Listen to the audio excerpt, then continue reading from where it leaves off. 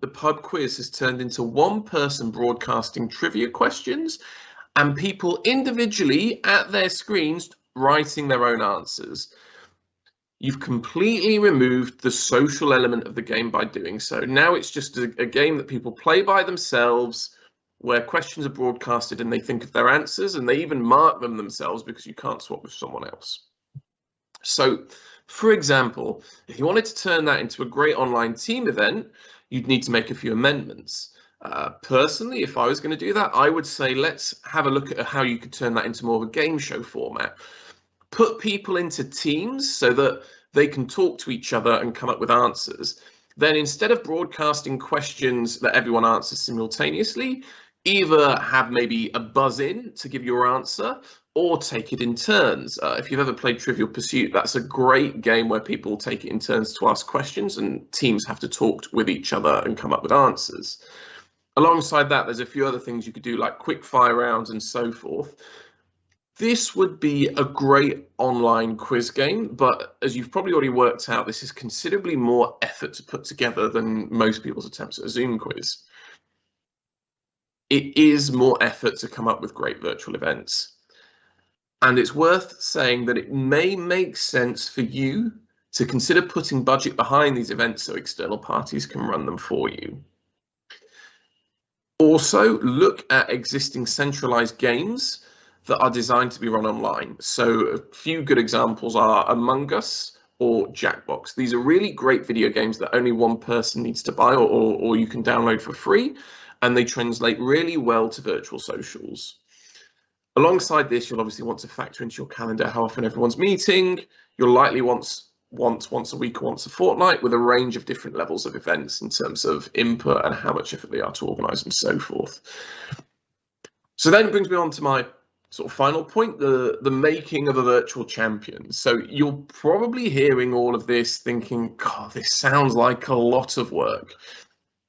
As mentioned before, it does require forethought and effort to make virtual socialization work in the current environment.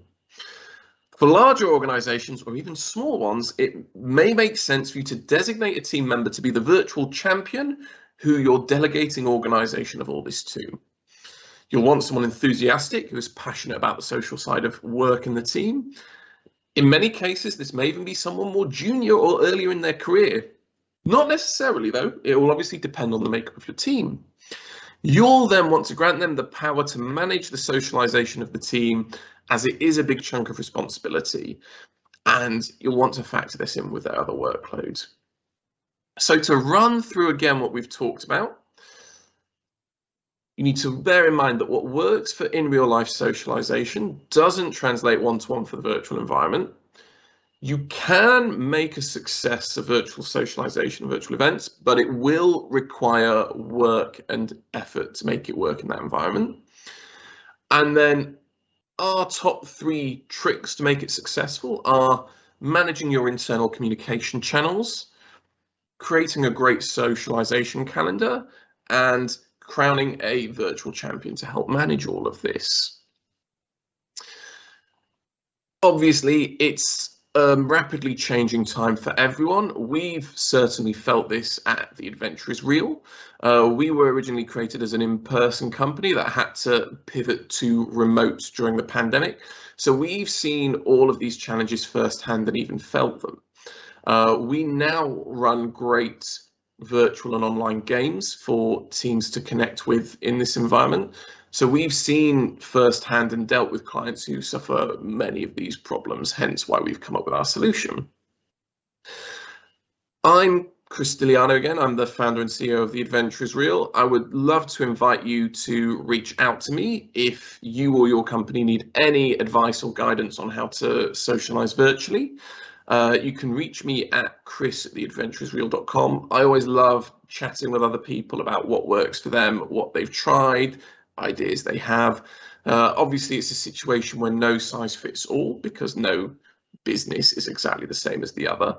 But there are lots of things you can do to throw and create a great culture and socialization atmosphere in the virtual environment if you put the time and effort in. With that, I'd like to thank you very much for joining me today. And thank you very much.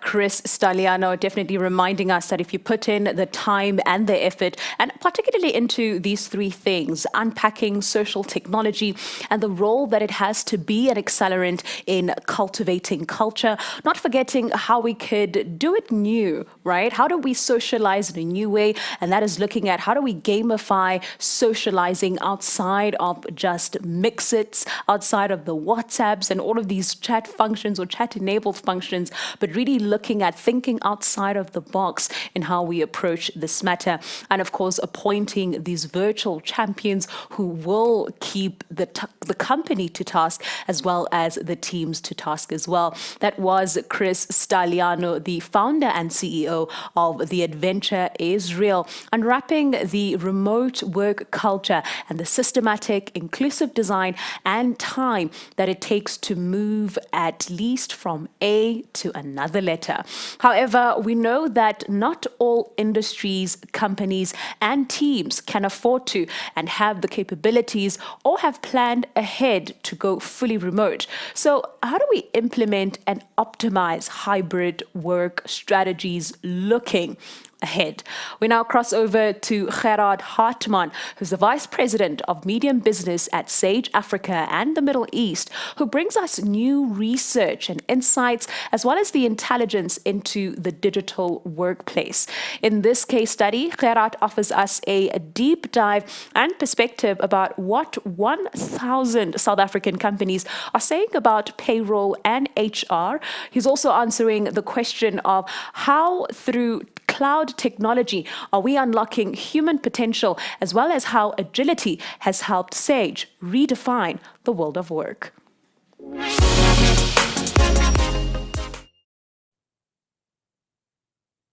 Good day, ladies and gentlemen, and it's great to be part of the Future of HR Summit today. My name is Gerard Hartman, Vice President for Medium Business at Sage, and it's really an honor to speak to so many of you in the HR and payroll sector. What I'm going to be sharing today is specifically research recently conducted by Sage on HR and payroll professionals regarding their transition to the digital workspace and how they saw those impacts within their own business. Part of the purpose of Sage is to make sure that we support people to support their businesses, that their business can be successful. Sage globally supports millions of customers, and we are there to assist you not just in making your business successful, but also to create a digital and human connection when it comes to software solutions. Very important for us. We want to make sure that as a business owner, as an individual contributing to the success of your business, that we can support you through our software solutions, giving you advice, making sure that your business grow, not just through the innovation of our software, but the support through our channel with our colleagues to ensure that as a company, you are successful. A couple of months ago, nearly 18 months ago, we were all faced with the disruption the pandemic caused. All of a sudden, we were challenged as businesses to make sure, how are we going to operate? How are we going to operate in this hybrid workspace? And as Sage, we were faced with exactly the same challenges. Our head office being in Midrand, we needed to start planning how do we shift our workforce to remote working. We were very fortunate that during this planning phase and transitioning between when the president announced lockdown, that we could transition our teams very fast. Not just our customer support or call center teams, but our back office teams, as well as our sales teams working with our partners in selling software into the market. All of those teams were transitioned into working from home, having the necessary technology to support them in the process of making sure they can perform their duties and responsibilities to our business. Part of this transition was very importantly is to keep employees engaged. And we found that having given them access to education portals 24/7 gave them the choice of when they want to research and develop certain areas to their personal capacities. We also saw that regular engagement with our employees was very important. And we did that through Sage Pulse surveys to check in with the teams regularly, to make sure they have the security to work online, ensuring their success, ensuring their engagement. And also we adjusted our KPIs to our management team, to our HR professionals, and again, assisting the colleagues to be successful in this transition. As I said, as a business, we were very fortunate to transition quite fast into a hybrid workspace, and today still, most of our colleagues are working from home. But very importantly, in the switch, how does the technology support the colleagues? Constant analysis, gathering of data to make sure we keep up with the trends, we keep up with the demand of what the colleagues need. And as I said, as Sage, we're still working from home. So very importantly, what did we conduct on? Sage interviewed 1,000 South African businesses, small and mid-sized businesses in August of 2021. We surveyed HR and payroll colleagues or professionals, and very importantly, 3 themes came out of the study: rising HR and payroll complexity, redefining success in hybrid working worlds, and then the great shift to cloud. So let's start with the first theme. What did we see on rising HR and payroll complexity?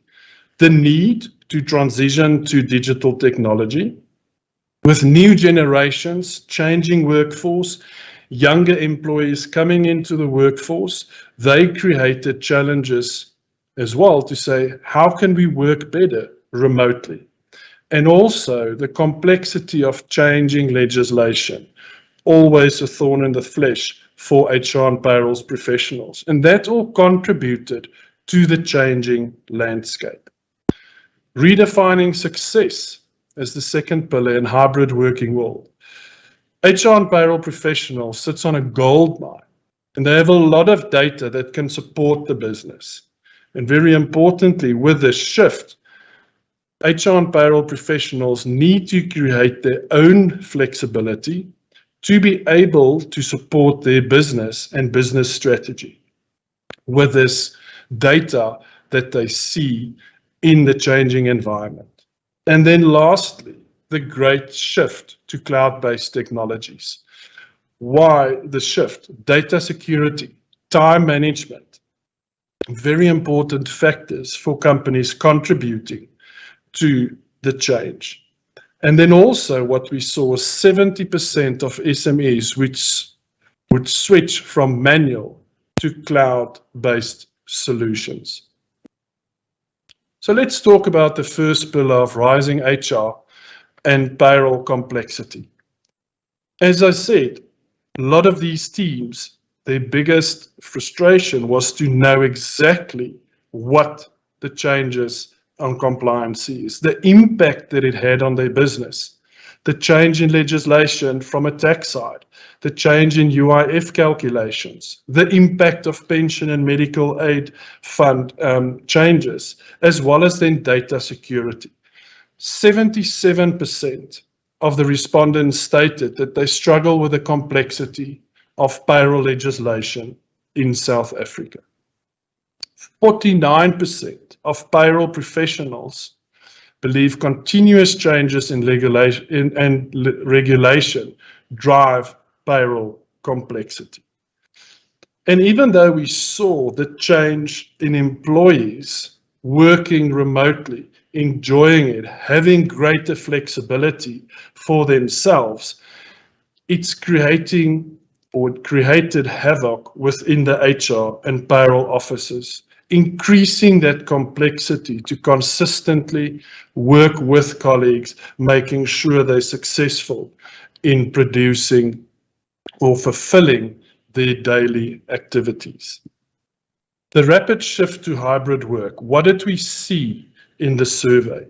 82% of SMEs are currently operating in a fully remote or hybrid environment. We also saw that 73% agreed that the COVID-19 pandemic has made HR and payroll more complex than before. And 85% agree that HR and payroll professionals need a seat at the table when strategic decisions are made. And I want to stop at the 85%. In my view, HR and payroll professionals already have a seat at the table. HR and payroll professionals are part of the strategic decision-making processes of their organization. And specifically when it comes to hybrid working, they are giving the recommendation to the executive to best service their employees, even though it creates more complexity within their own environments. And then the shift to cloud-based technology. 62% of HR and payroll professionals said that embracing technology and analytics should be a top priority of leaders in their organization. Why do they want to shift? What's driving the shift? More secure data. They would like to overcome challenges like recently GDPR changes, POPIA changes, data security, ease of use. And for half of the companies contributing to the survey said they're already on the journey to decide on cloud-based technology. And part of that is securing their employee records, making sure that only applicable people have access. So that forms part of our digital transformation. And again, I'll speak about digital transformation in the next slide. 86% of the HR and payroll professionals link the increase of use of cloud technology to the organization to be able to operate in a hybrid environment. And that's part of the successes when you move to cloud technology to support your workforce better. And then redefining success in a hybrid world. HR and payroll professionals have accepted that remote and hybrid working is here to stay. We've seen it, the trend over the past 18 months, and now we're in a phase to say how better can we support the colleagues in an organization. What is their demands? What do they would like to change? What would they like to hear to enjoy working in their own environment a lot better? Digital transformation. The human-centric digital transformation is critical, is a critical enabler to success. When you start the journey of digital transformation, don't forget about the human that's working with the technology. The human is a key stakeholder in making sure we are successful in adopting technology for your business. And lastly, data security, time management is critical parts to make sure that you have a cloud platform technology that's the foundation for future success in your business. I want to end off and I want to say again, when you go on the journey for digital transformation, make sure you plan properly. Make sure you do your discovery sessions, needs analysis properly. Include the people in the process that's going to be driving this technology change. And decide on an area of your business that's key to transform with technology. I want to thank you. It's great to have been part of the session. I would like to encourage everyone to visit our virtual booth. You're welcome there once you've accessed it to download a free copy of the survey and the research that was conducted on 1,000 South African companies. I would also like to encourage everyone to attend the question and answer session that I'll be facilitating. And then lastly, if you need more advice, if you need more support, please visit our page tax.sage.co.za and let's navigate this change of the digital workspace together. Have a great conference.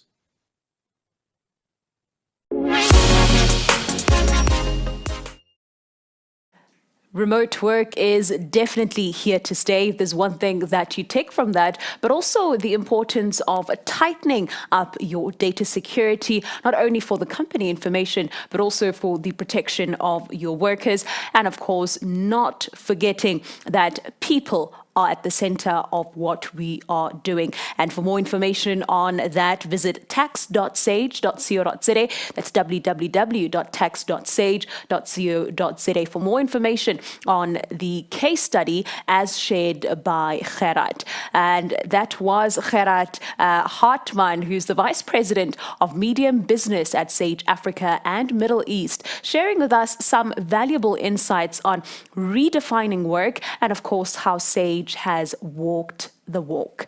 Now, remote work has not been the only thing that's been scaled up, but so has demand for workers in frontline sectors or those involved in the management of the COVID-19 pandemic, and as was very strongly demonstrated by either a growing number of jobs advertised or as a less steep decline in postings relative to other sectors as reported by the OECD. What does this mean for compensation, the employee psychology, as well as gamifying gains to drive up energy and engagement? In our final keynote address entitled Scaling Up Compensation, Vern Harnish, who has spent the past 4 decades helping companies scale, deconstructs the mistakes that business leaders make before presenting the contract. He is the founder of the world-renowned Entrepreneurs Organization and Scaling Up, a global coaching and executive education firm. Vern, over to you. Hey, glad to be with everybody, and it really is an emotionally charged topic. Just to kind of kick this thing off, if you look at the standard Oxford Dictionary for compensation, it's typically money awarded for somebody suffering, as in, let's seek compensation for injuries suffered at work. And I think what's tough is we want to talk about keeping the energy levels up within an organization, yet, what happens is often the single largest expense a company has can end up being a downer. And there's sometimes a sense that we actually need to use it to bribe people in order to do certain, particularly frontline jobs. And so it's been really top of mind and top of news. So we released a new book July 2nd called Scaling Up Compensation. And I want to kick it off with a client of ours, McKeel Haggerty. They insure collectible cars all over the world. And the world's largest membership organization around this. Jay Leno would be one of their signature clients. And what's interesting is they went public via SPAC just a few months ago, $3 billion valuation. And I was talking to McKeel, and when they started the process a year ago, he said compensation was maybe 5th or 6th reason on the list for going public. Today, it's number 1. And I thought it was interesting that Harley-Davidson, a significant manufacturer, this year, 2021, in their 5-year plan, just granted equity to all 4,500 of their frontline employees. By the way, that was motivated by what KKR did, the big PE firm, who did quite an emotional video that you can see online, where they have granted equity to all the employees of the industrial, not just the services firms, but the industrial firms that they own. And so everybody, every employee around the world is getting attuned to the fact that, hey, I just want to make everyone else rich. I want to be a part of the compensation plan. I thought it was also interesting that Google made an interesting decision a couple months ago, and that was to cut the pay of staff who chose to work remote and not come back into the office. And I've been asked by a lot of podcasters and the like my take on this, and they would expect my natural first reaction would be that this is terrible. Yet you're going to see, based on our 5 principles that we've discerned for really setting up the right compensation system, that I think Google made a good decision here. And by the way, they're going to know very quickly whether it was good or bad. And my guess is with all the other things that you get for working with Google. And so I want to remind you, compensation is not the only thing that matters, but it has kind of come to the top of the list here, particularly in the pandemic. And so Google's going to know very quickly. And that's part of the idea, is that, like with pricing, and I consider compensation pricing internally, you need to be constantly innovating and testing those edges in order to get it right. And we know that it really is a proxy for people's self-worth, and that's why it's an important topic that we want to encourage boards and heads of HR and executive teams to spend more thoughtful time looking at their compensation scheme. And one of the reasons it's difficult to get it right is that we're dealing with people. It's why we also get pricing wrong. And the one thing we know, Richard Taylor got the Nobel Prize a few years ago for discovering that people are not logical, they are psychological. And so this is as much a psychological decision as any. And so we thought it was interesting, this London Business School study, where they asked people, would you rather make 50,000 where the median's 30 or 100,000 where it's 120? Now notice, assuming prices are the same in both settings, and look, I'm not going to say everybody was irrational, but 46% of people chose to make literally half as much money in real terms in order to be seen or perceived as above the median. And so that's why it's so emotionally and psychologically charged decision.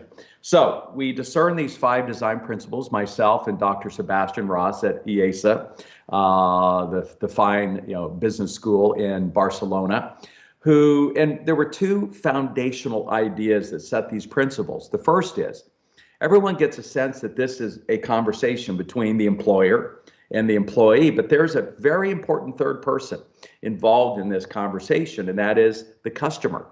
At the end of the day, the real role of these compensation systems is to make sure that the company and the employees are delivering on that which the customer most wants.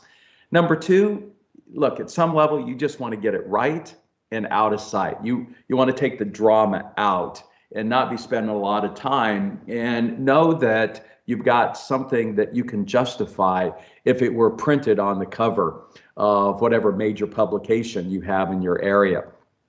And there was some rationale in how we structured it, starting with the overall idea to be different.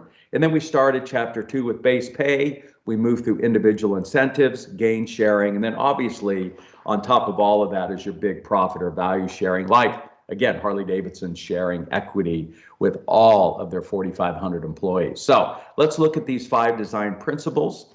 The first, like strategy, Michael Porter at Harvard emphasizes, you don't really have a strategy if you're not different. And the same with your compensation system. And so kind of my first opening warning is, I'm going to share, and there's hundreds of examples in this very short book, 122 pages. But the worst thing to do would be to wholesale copy somebody else's compensation system. This thing really needs to be aligned with your business model, the kind of employees that you're bringing on, and what it is that your customers want and you're uniquely delivering.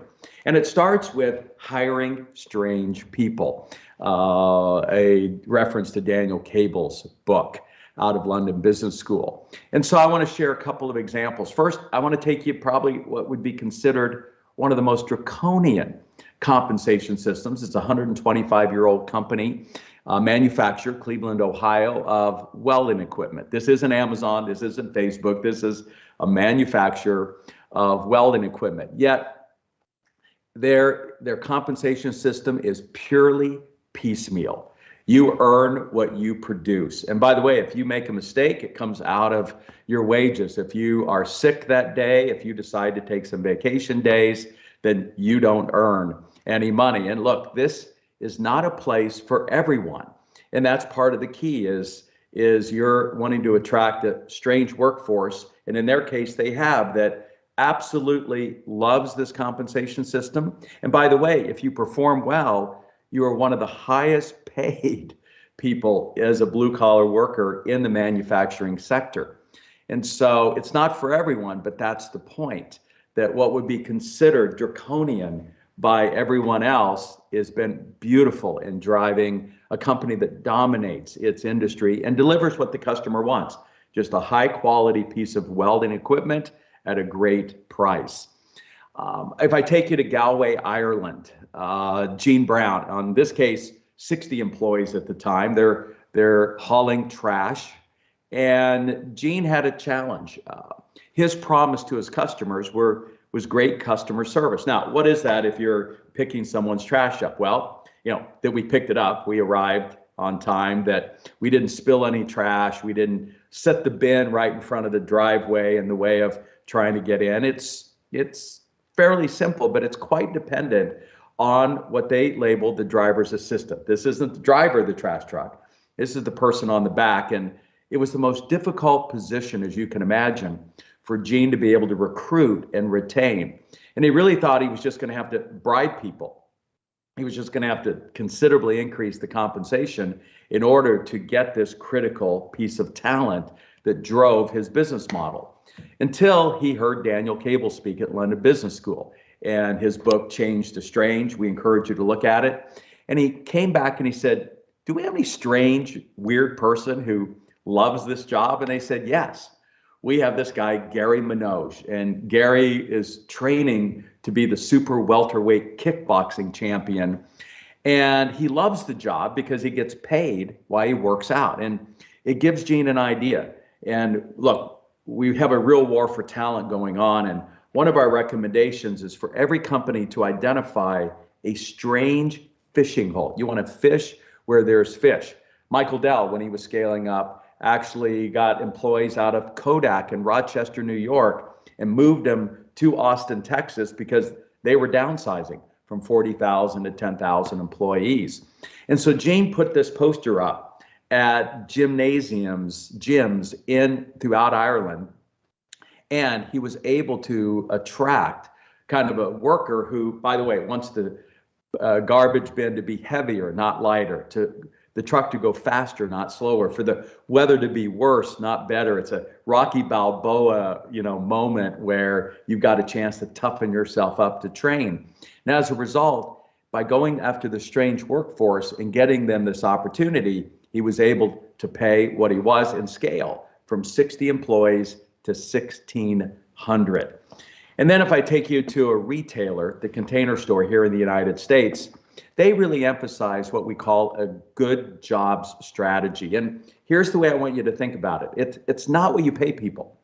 It's your total labor cost per however you measure productivity, whether it's per dollar of revenue, per square foot or square meter. And they decided when they launched their retail store that first, we're just going to get compensation right and out of sight. We're going to just pay people twice what they can make with other retailers.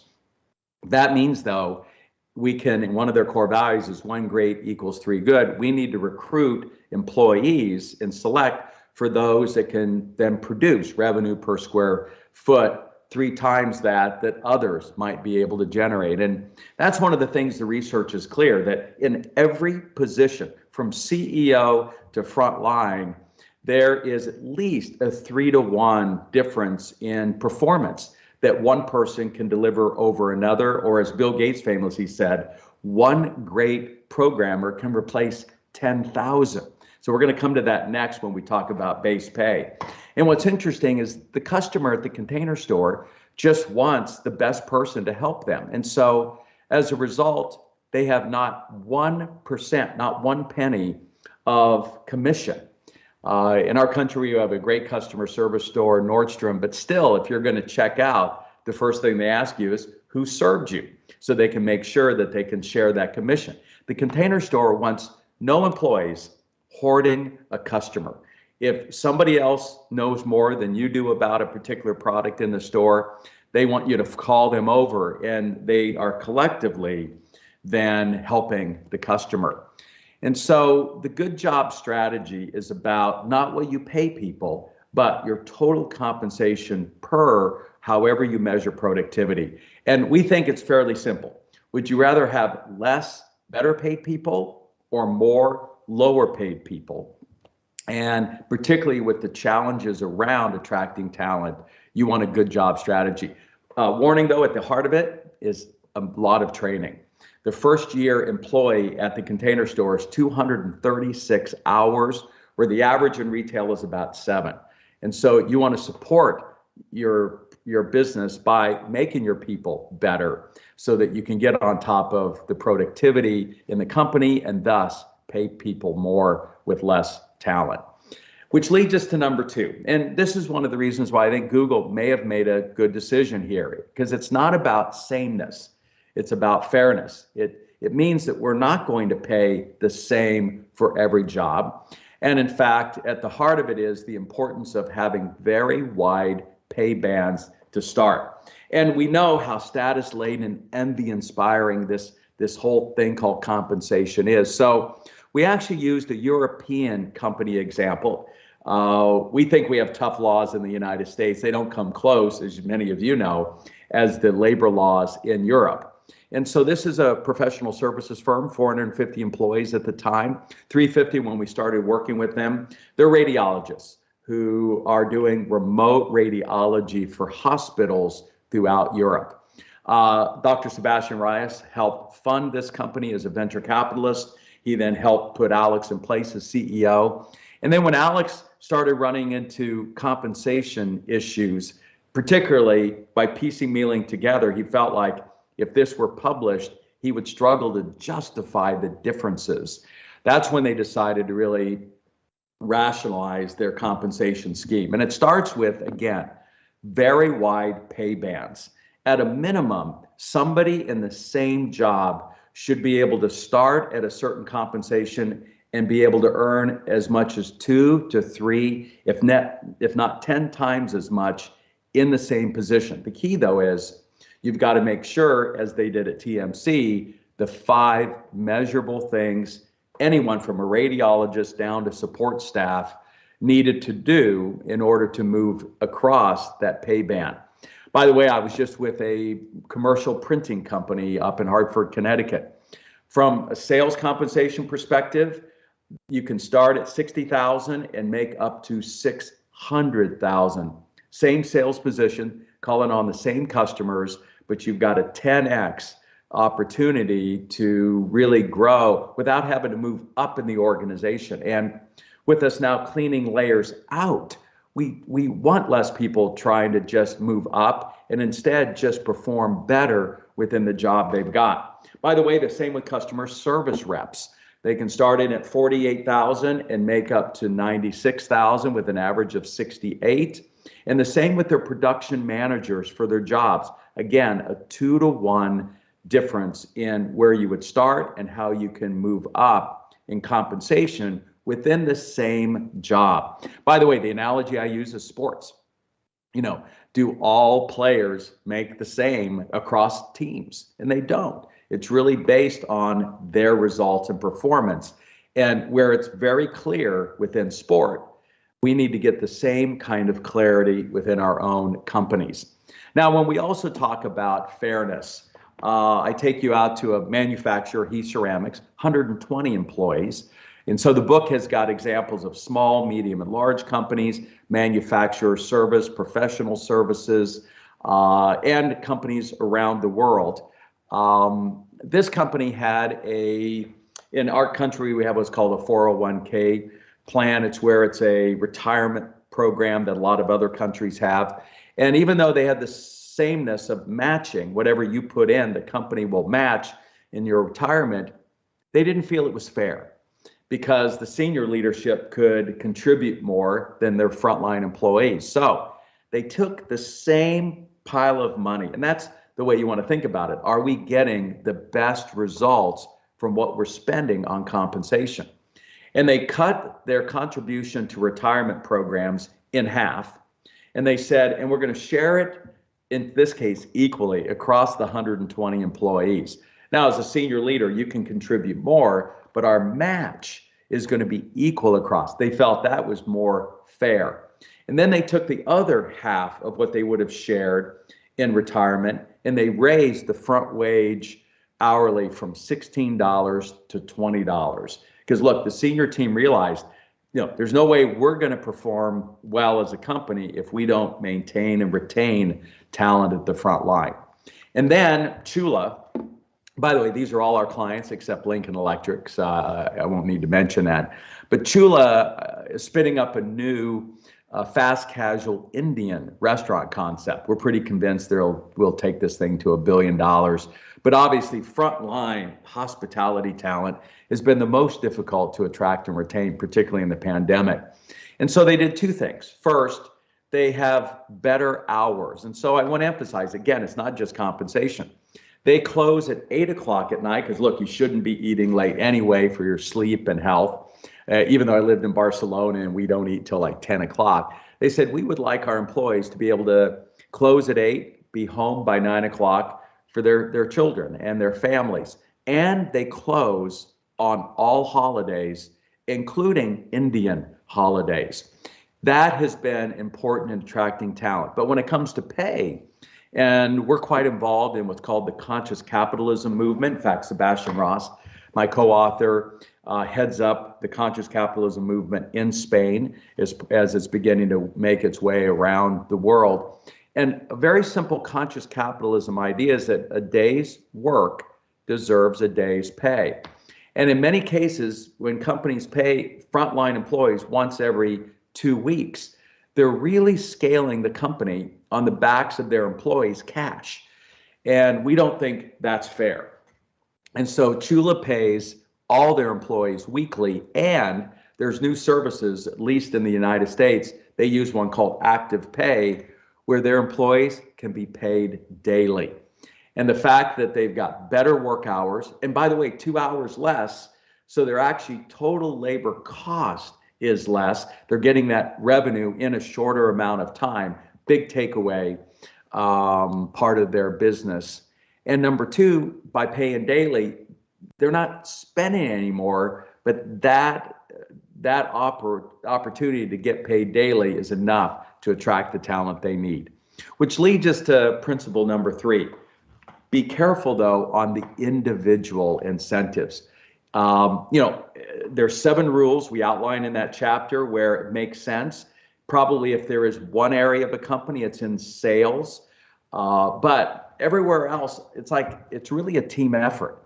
And you've got to realize that 97%, I think, of all people believe they're among the top 10% of performers. And so singling people out and what you reward them can be very dangerous in destroying the kind of team effect and culture you want in the organization. Again, there's exceptions, and we detail those in the book. And that's when we want to take a moment and say, look, let's back up for a second. There's really 3 effects of financial incentives. The first is what Chula and others are using, the selection effect. You want to be able to attract people to work for you. Container Store, we're going to pay you twice as much. Chula, you're going to get paid every day. Number 2, you want then what's called the information effect. You want to signal what it is that's important. So at Container Store, sharing customers, not fighting over them because we don't have any commissions. And what's interesting is the third one is really the least effective, but we've always thought this is why we have incentives, and that is what's called the motivation effect. The reality is people are not really willing to try harder. The motivation effect of even a bonus is about a day and a half. Then it becomes just an entitlement. And now if I don't get it, if I lose it, it becomes a demotivator. And that's why, again, we can spend all this money on these elaborate schemes and end up lowering the energy and engagement in the organization. Again, maybe an exception is in the sales area. But I want to take you to Egon Zehnder. Company founded in 1964 out of Zurich, Switzerland. They are the world's largest private executive recruiting firm. There's 2 larger that are public, but they're the largest as private, 68 offices. And many of you are involved in executive recruiting, working with executive recruiters. It's a highly commissioned industry. Yet there's not a penny of commission in the organization. There's no comparing even any of the 68 offices. They want no competition internally. Why? Because what does their client want? They just want the best candidate you can find in the world. And what they don't want is a certain recruiter or office who's got a great candidate, hoarding that candidate so they get credit as an office or they get the commissions alone. Instead, these people are paid extremely well. And at the end of the year, there is a shared, across the entire global company, shared profit pool that could add significantly to everybody's compensation. And the only way it's divided up differently is by your longevity, your tenure. Because what's the second thing an Fortune 500 company wants from their executive recruiter is to have the same executive recruiter for decades. And in fact, they're proud of the fact that their executive recruiter assigned to a particular account may have longer tenure than any of the board members and executives in the organization, because they want you to know the culture and know the people and know the company. And so their compensation system absolutely aligns with what the customer wants. And it reinforces two things: that we are going to share the best candidates we have across the entire 68 offices, and we want people to stay for decades. And that's what they've been able to accomplish. If I come back to the city, Ben, more on the spot bonuses, they had put in what we call a quarterly theme. And they said, look, if we could generate an extra 40,000 euros a month over the next 3 months and engage the truck drivers and the driver's assistants and the account managers and all 60 employees, then we're going to throw a party and I'll share a bonus. And sure enough, they did it. They generated the extra 120,000 euros. So Gene took 10,000 and threw an elaborate celebration, which I think those are fun to do every quarter. And then he made his big mistake. He took another 30,000 divided by 60 employees and gave everybody 500 euros. Well, that is enough for people to think that maybe they could get their daughter a new used car or something. And what happened, it proved to be a demotivator the next quarter when that wasn't being offered. And so I don't mind, like Greg Brenneman did in turning around Continental Airlines, to offer maybe a $50 spot bonus. I think it was $55, but something like 500, be careful, because again, it can turn quickly into an entitlement. And so what do you do instead? And that's where I think we learn from the gaming industry. If there's any industry that understands human psychology better than any other, it's the casinos. And what they understand, it's not knowing the amount or frequency, it's the surprise that makes it so thrilling. It gives you that dopamine addiction. And so I take you to Brisbane, Australia. It's a moving company. And look, what's the number one thing all customers want? I don't want a mark on my furniture. Number two would be on time. Now, the way the industry handles that is they provide insurance. It's about 3% of revenue.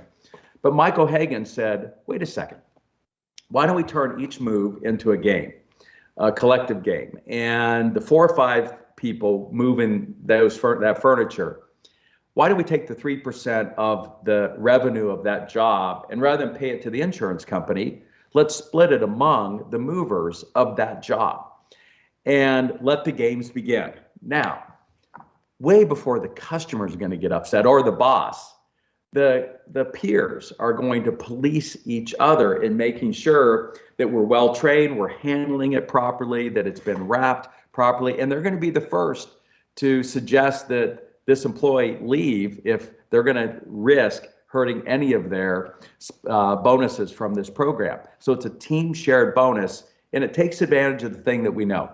Peers care more for their peers than their boss. They care more for learn more from their peers than they do their manager.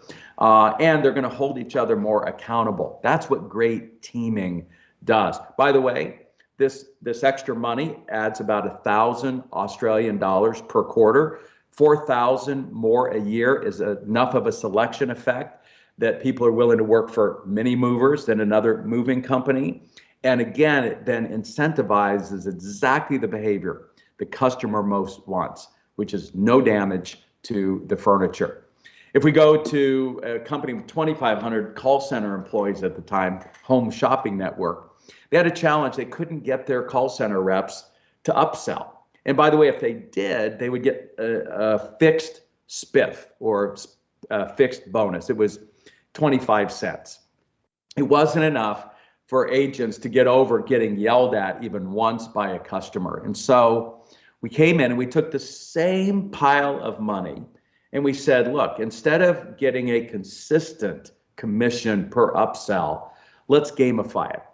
And instead of every upsell getting money, you're going to get a chance to win dinners for two on an hourly basis, drawing, maybe movie theater tickets daily, flat screen TVs, golf clubs weekly. And we had enough that we could give a car away once a month and park a car out in front where all 2,500 employees walked in. The result, we didn't increase upselling 6% or 60%, but we increased it 250% just by gamifying that same pile of money that they were trying to give away for consistent performance. And then last, as we wrap up, we do think sharing is caring.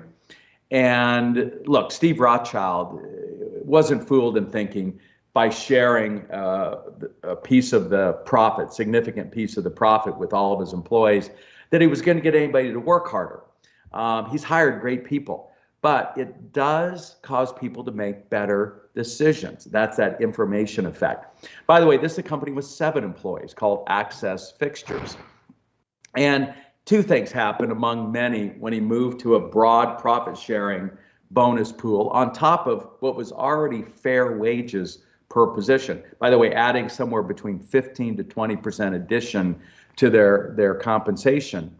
Just 2 things. One, they would go to trade shows and they were seen as kind of paid vacation boondoggles, if you would, a term we use here.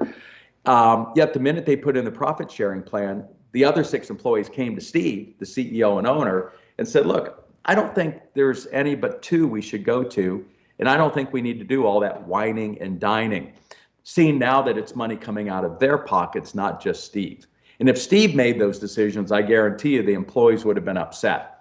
Number 2, before this, they would come in and say, look, we need more help. But now they realize if we hire somebody, it's going to make our slice of that shared pool less.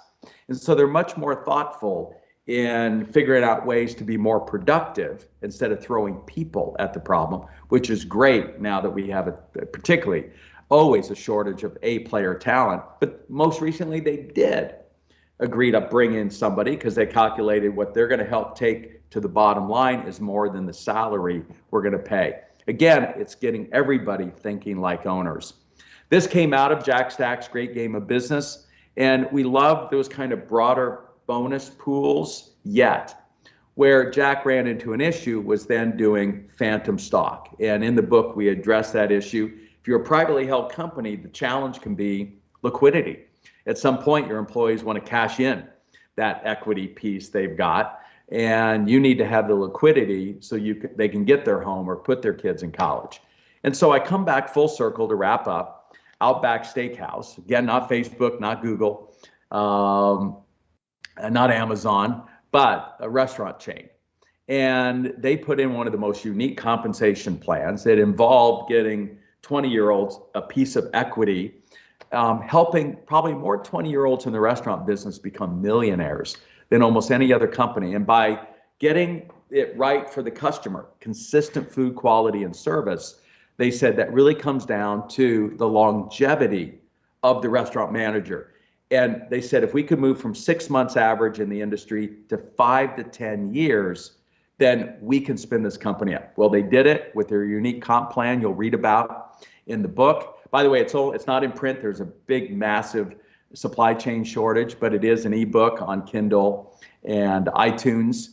They were able to spin out back up to the 3rd largest restaurant chain in the world overnight and the best performing by far. So to wrap up, there's really 5 design principles. First, be careful of copying anyone else's. You want it to be unique and different that matches both what your customers want and the kind of strange talent that you can attract and retain. Number 2, it's not about sameness, it's about fairness. And it starts with having very wide pay bands so that somebody can dramatically increase their compensation at least 2x by staying in the same job. But you better have important productivity and KPI measurements. 3, they'll be very careful about the individual incentives. We have a special section in there for salespeople, but generally, because most work is team-based, you want really compensation that is shared more that way. Number 4, then, whatever pool of money you've got for bonuses, use it in a kind of a gamified way where it's more surprise and variable. And then last, the broader profit sharing and gain sharing plans is really what employees are wanting. They want a piece of the upside, as we're seeing again at Harley-Davidson with equity sharing and Outback Steakhouse that helped 20-year-olds become millionaires. So hopefully that's helpful. I think we're right at 30 minutes. Thanks.